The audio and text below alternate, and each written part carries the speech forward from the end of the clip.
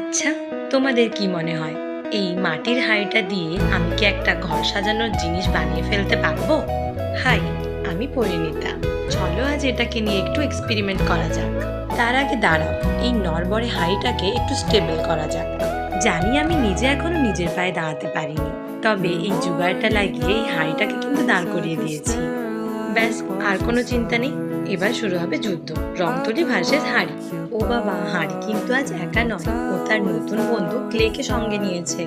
আচ্ছা, তার আগে বলে দিই, আমার আজকের এই ডিজাইনটা কিন্তু কথাছবি গল্প থেকে ইন্সপায়ার্ড হয়ে করা।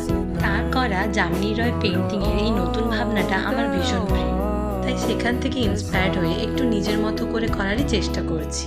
না না, যুদ্ধ কিন্তু এখনো শেষ হয়নি, এখনো তো আরো অনেক কিছু বাকি আছে। এই ছোট্ট ভিডিওটাতে দেখাই কিভাবে বলো, তাই একটু অপেক্ষা করো, বাকিটা পরের পার্টে দেখাই, কেমন?